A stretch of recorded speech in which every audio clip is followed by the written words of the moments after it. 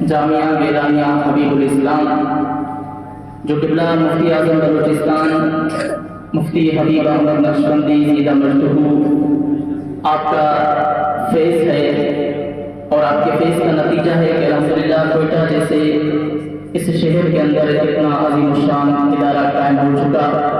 اور الحمدللہ رب العالمین دنیاوی تعلیم کے ساتھ ساتھ حفظ و ناظرہ اور درس نظامی کی کلاسیں بھی ہیں یہاں پر اور الحمدللہ رب العالمین قبلہ مفتی اعظم بلوچستان کا فیض خصوص بالخصوص ناظم اعلیٰ شیخ الحدیث و تفسیر جامعہ اسلامیہ نوریہ مفتی مختار احمد حبیبی اور استاذ العلماء شیخ الحدیث و تفسیر قبلہ مفتی عبدالعزیز حبیبی صاحب پر ہے اور اللہ ان دونوں پر آپ کا فیض جاری و ساری فرمائے کہ الحمدللہ رب العالمین اس جامعہ کے ساتھ ساتھ آپ کے کوئٹہ شہر کے اندر تقریباً 11 مہینے ہو چکے ہیں اور 11 مہینہ ہونے والا ہے کہ الحمدللہ رب العالمین بچیوں کا ایک عظیم شان ادارہ جان محمد روڈ پر غالباً 205 کے قریب تعداد ہے تو دسمبر کے اندر انشاءاللہ العزیز اس کو سال ہو جائے گا اور ابھی یہ تھوڑی عرصے کے اندر الحمدللہ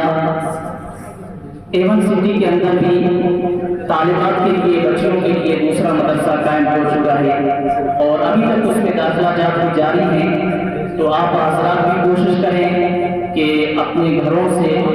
یا اپنے رشتہ داروں سے کسی بچی کو ضرور داخلہ دلوائیں دیکھیں ہم دنیا کے لیے ضرور دعا کرتے ہیں لیکن کوئٹہ کے اندر الحمدللہ اہل سنت کا ایسا ادارہ بچیوں کے لیے کوئی نہیں تھا لیکن الحمدللہ مفتی اعظم بلوچستان کا فیض ہے آپ کے اخلاص کی بدولت آپ کے شہر کوئٹہ کے اندر جہاں پہ بد مذہبیت چھا چکی تھی جیسے کہ مفتی صاحب فرما رہے تھے نا الحمدللہ مفتی احمد یار خانگی رحمۃ اللہ تعالیٰ نے فرمایا تھا کہ یہ نجد کا شہر ہے لیکن الحمدللہ گلی گلی کوچے کوچے میں یا رسول اللہ کہنے والے ہو چکے ہیں تو الحمدللہ مفتی اعظم بلوچستان اللہ تبارک و تعالیٰ آپ کا سایہ ہم سب پر قائم دائم فرمائے اللہ آپ کو لمبی حیاتی دے اسی طرح دین اسلام کی خدمت ہوتی رہے اور اہل سنت کے مدارس قائم ہوتے رہے تو آپ احباب سے گزارش ہے کہ ضرور اس جامعہ کے اندر آپ اپنے